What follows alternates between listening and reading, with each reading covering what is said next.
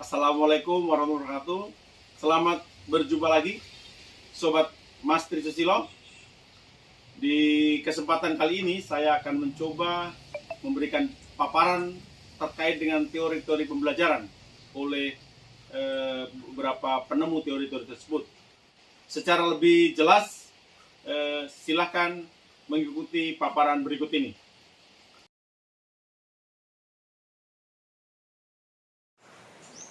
Baik, yang pertama kita mulai dari teori behaviorisme. Penemu teori ini adalah Bruce Frederick Skinner, yaitu tahun 1904 sampai 18 Agustus 1990.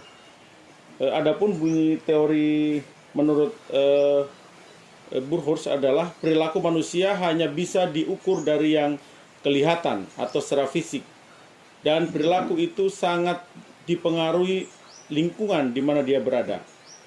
Jadi dalam teori ini menurut Skinner bahwa untuk melihat perubahan manusia itu, perilaku manusia itu dilihat dari bagaimana perilaku secara fisik. Jadi manusia hanya bisa dilihat dari perilaku secara fisik untuk mengetahui perubahan perilakunya. Karena hal ini dipengaruhi oleh lingkungan di mana dia berada.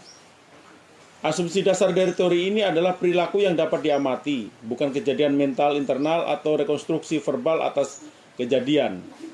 Perilaku harus dipelajari melalui elemennya yang paling sederhana, stimulus spesifik dan respons spesifik.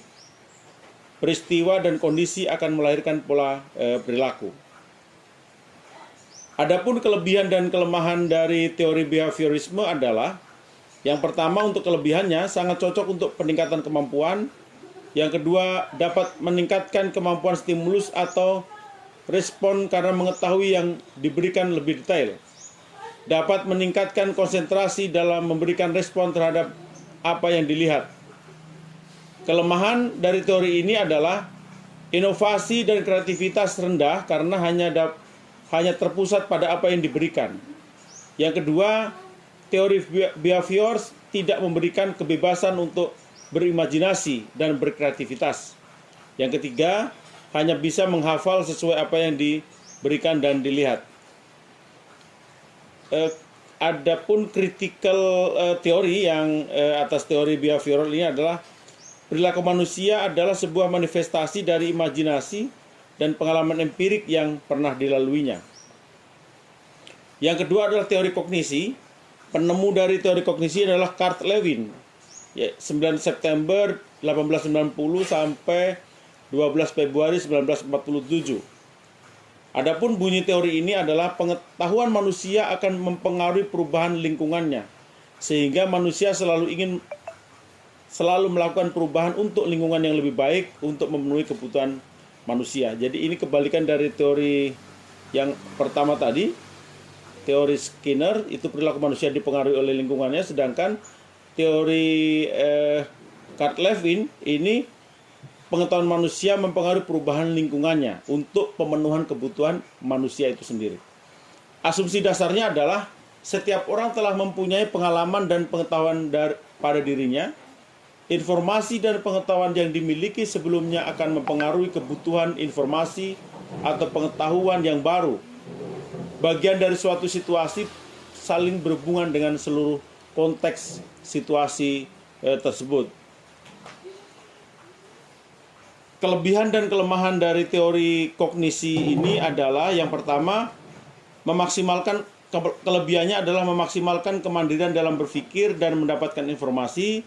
Yang kedua, proses pembangunan daya ingat secara maksimal. Yang ketiga, kreativitas sangat tinggi dan dinamis. Yang keempat, instrumen penilaian lebih mudah untuk diukur. Sedangkan kelemahannya adalah selalu menganggap bahwa semua daya ingat setiap orang itu sama. Ini kelemahan yang ada di kognisi, menganggap semua orang itu daya ingatnya sama. Yang ketiga, tidak memperhatikan seseorang dalam mengeksplorasi atau mengembangkan pengetahuannya dan cara-cara untuk mencari solusinya. Adapun rumusan dari critical teori ini adalah akal manusia itu adalah karunia yang tidak terbatas, yang digunakan dengan terbatas oleh manusia. Hal ini disebabkan oleh pengetahuan manusia yang terbatas. Yang ketiga adalah teori psikoanalisis. Penemu teori ini adalah Sigmund Freud, 6 Mei 1856 sampai 23 September 1939. Bunyi teori ini adalah bahwa hampir sebagian besar perilaku dipengaruhi oleh kekuatan dari tak sadar atau unconscious. Sadar dan energi fisik yang kita miliki juga banyak digunakan untuk menemukan ekspresi yang sesuai dalam hal tersebut. Atau dengan kata lain, kepribadian dan perilaku manusia dapat dipengaruhi oleh alam bawah sadar, sadar, dan di atas sadar. Setiap orang, asumsi dasarnya adalah setiap orang menginginkan hidupnya dalam kondisi baik-baik saja. Manusia akan berusaha untuk mewujudkan kesenangannya sebagai sebuah kebutuhan walaupun terkadang dengan cara amoral. Setiap orang akan berusaha mewujudkan kebutuhannya dan disesuaikan dengan kenyataan yang dimilikinya. Adapun kelebihan dan kelemahan teori psikoanalisis ini adalah kelebihannya yang pertama memiliki teori yang kuat, yang kedua mampu membuat klien lebih mengerti tentang kondisional yang sebelumnya belum disadari atau dimengerti. Kelemahannya memerlukan terapis terlebih terlatih dan berpengalaman. Yang kedua menggunakan waktu yang cukup lama dalam proses terapinya. Yang ketiga menghabiskan biaya yang cukup banyak untuk menutupi terapi. Yang keempat membuat klien jauh jenuh dalam proses terapi. Rumusan hasil critical teori ini adalah bahwa manusia sesungguhnya adalah hewan yang berpikir dan selalu ingin memenuhi semua kebutuhan yang dipikirkannya. Tetapi harus juga dikendalikan oleh pikiran dan pertimbangan-pertimbangan etika. Yang keempat adalah teori humanistik. Penemunya adalah Karl Regard, 8 Januari 1902 sampai 4 Februari 1987. Bunyi teori ini adalah belajar yang sebenarnya tidak dapat berlangsung tanpa adanya keterlibatan secara langsung, secara emosional dan intelektual dari peserta didik. Motivasi belajar harus bersumber dari peserta didik. Atau dengan kata lain bahwa proses belajar oleh dan dari siswa sendiri.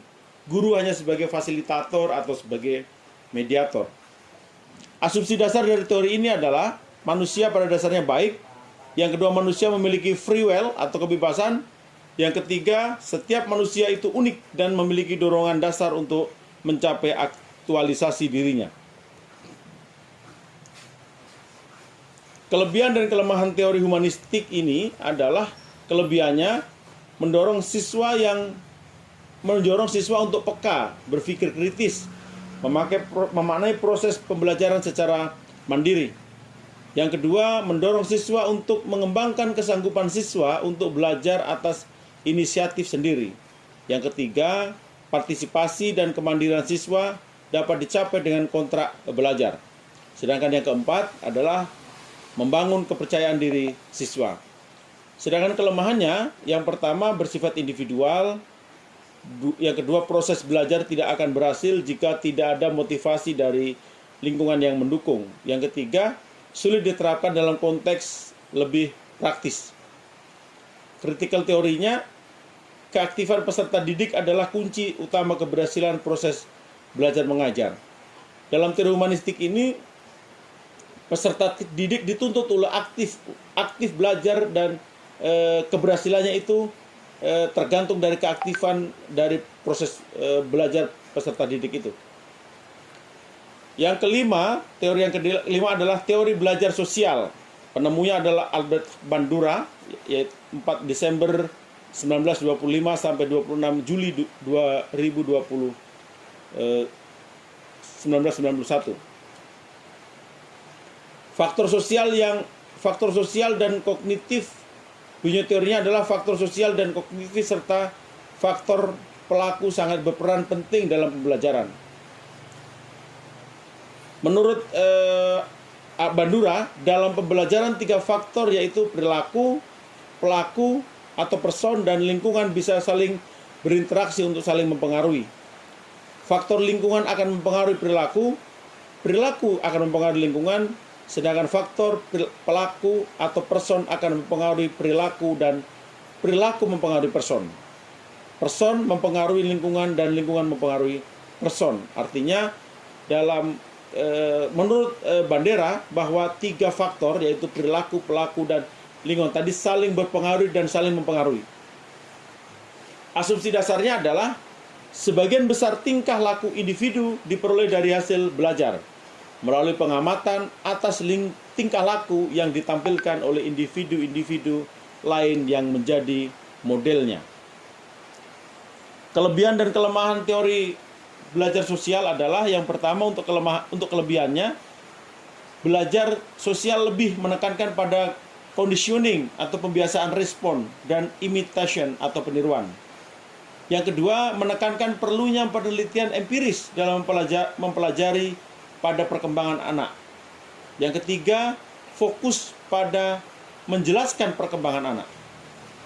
Sedangkan kelemahannya adalah yang pertama, peniruan akan mengakibatkan dampak yang negatif jika yang ditiru adalah modeling dengan perilaku buruk atau tidak disukai masyarakat. Yang kedua, meniru terkadang membutuhkan waktu untuk dapat mengikuti model yang ditiru. Critical teorinya adalah perilaku dan person atau individu dalam interaksi tidak bisa terlepas dari pengaruh lingkungan, demikian pula sebaliknya. Teori yang keenam atau teori yang terakhir adalah teori konstruktivistik. Penemunya adalah Jean Piaget, 9 Agustus 1896 sampai 16 September 1980. Bunyi teorinya adalah cara belajar mengedepankan peningkatan perkembangan konsep logika dan konsep pembelajaran dan pengajar hanya berfungsi sebagai fasilitator. Pengetahuan itu dibangun oleh seseorang, tidak hanya disampaikan tapi juga dibangun berdasarkan pemahaman sendiri, berdasarkan pengalaman dan pengetahuan sendiri. Asumsi dasar dari teori ini adalah yang pertama, pengetahuan dibangun oleh diri sendiri. Yang kedua, pengetahuan tidak dapat dipindahkan dari dosen atau pengajar kepada mahasiswa atau pembelajar. Yang ketiga, seseorang selalu aktif mengkonstruksi secara terus-menerus sehingga akan terus melahirkan konsep atau teori baru. Yang keempat, dosen hanya berposisi sebagai fasilitator. Kelemahan dan kelebihan teori konstruktivisme adalah untuk kelebihannya yang pertama, teori ini dalam proses berpikir membina pengetahuan baru, membantu siswa untuk mencari ide, menyelesaikan masalah, dan membuat keputusan. Yang kedua, teori ini dalam proses pemahaman murid terlebih secara langsung dalam membina pengetahuan baru. Yang ketiga, teori ini dalam proses pengingat siswa terlihat secara aktif dengan aktif. Mereka akan ingat lebih lama semua konsep. Yang keempat, teori ini dalam kemahiran sosial siswa dapat dengan mudah berinteraksi dengan teman dan guru dalam membina pengetahuan baru. Yang kelima, oleh karena siswa terlibat terus-menerus, maka mereka akan paham, ingat, yakin, dan akhirnya dapat berinteraksi, maka akan timbul semangat dalam belajar dan membina pengetahuan baru.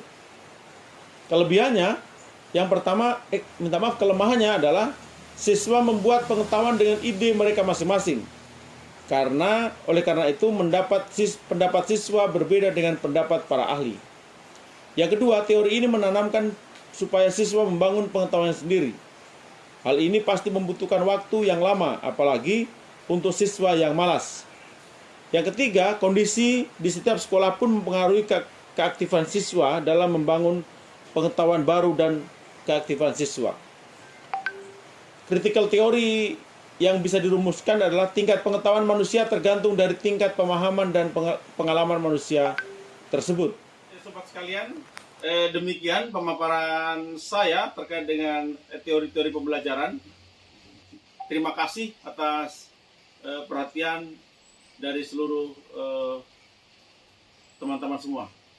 Saya tutup, billahi taufiq wal hidayah. Wassalamualaikum warahmatullahi wabarakatuh.